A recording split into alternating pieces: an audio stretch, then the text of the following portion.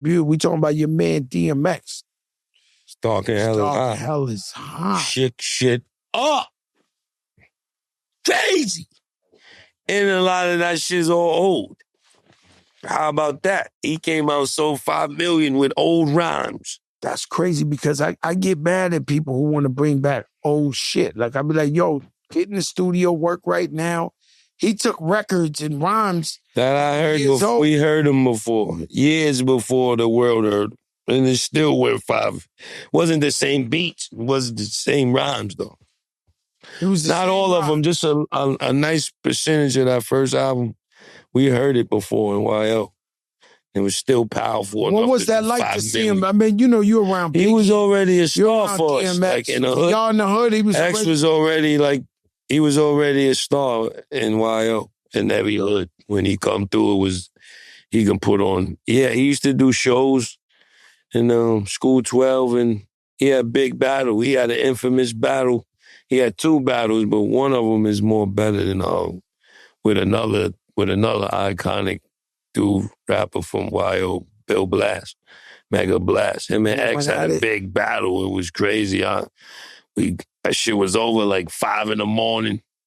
Everybody spent the night at my house. I almost got my ass killed because my mom's came in the room. You was out there at the battle. You was watching. Yeah, I couldn't miss that. That was part of. I'd rather did anything than to miss that shit. I don't care what the consequences was. You couldn't miss that if you was from YL. Action to get paid staff versus DMX. You know what I'm saying? Shit was dope. Man. Shit was history in YL. You know, Big Pun, Capital Punishment, my executive producer debut. I feel like Pun was ahead of his time. A lot of those guys that we got featured on his album and all that was like, they came on the strength of me. They didn't even know who Pun was. But I also knew that the minute I pressed play and they started hearing the music, that they were going to want to get on the album. So everybody you hear on that Capital Punishment album, they came, most of them even thought they was doing songs with me. I already had 2 albums out. And when they came, I was like, nah, you got to hear my man.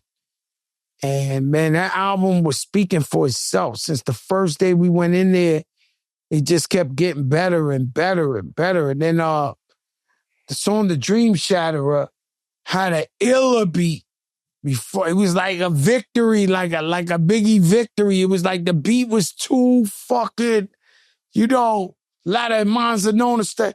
And it was crazy, but it was just a beautiful joint effort. And, you know, first soloist Latino artist to sell 2 million records, changed the game.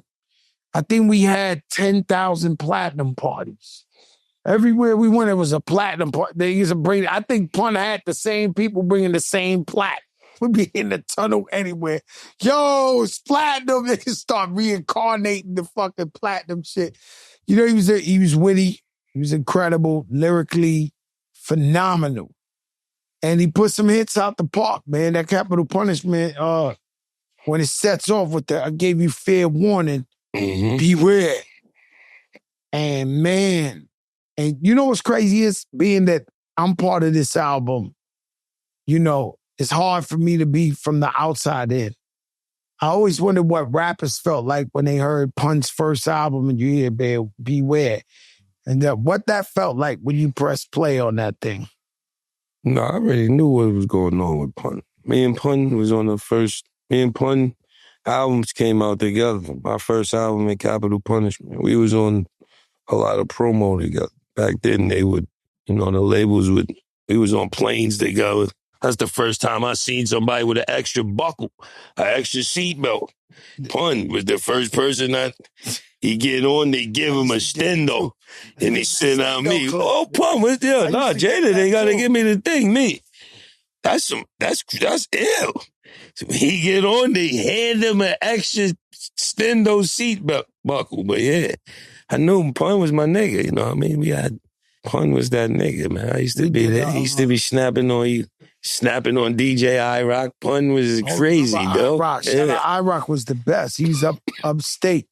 Your man, Pun, we did the Apollo around this time. And we went 5,001. We got the matching furs. We had like the gray furs. And inside it said Big Pun, inside it said Fat Joe. I'm sure somebody got that somewhere. And I ain't gonna lie, Apollo gave us like $20,000. That was a big deal. When I was doing Flojo, we was getting $500 a show.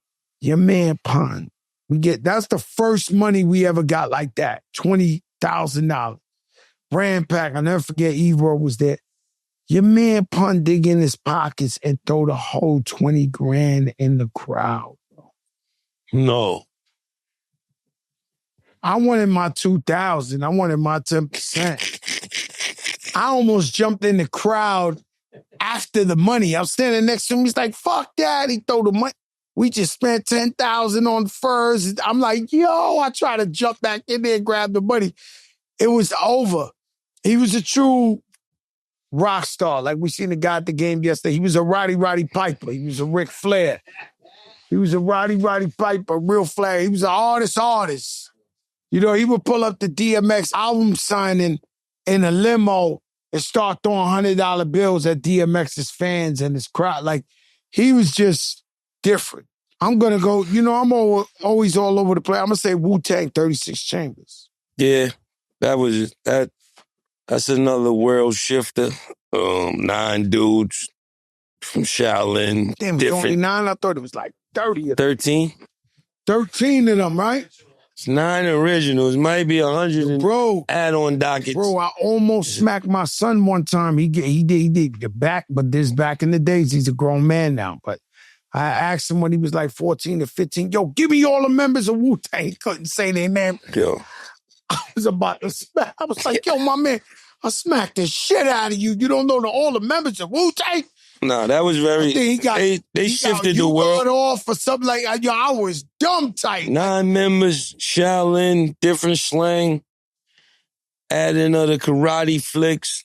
They just took over the world. The RZA production, that shit was like a breath of fresh air to the hip hop culture. That, I mean, and then they just planted mad seeds with Meth, Ghost, Ray, Dirty, Jizza, RZA, Spectre Deck.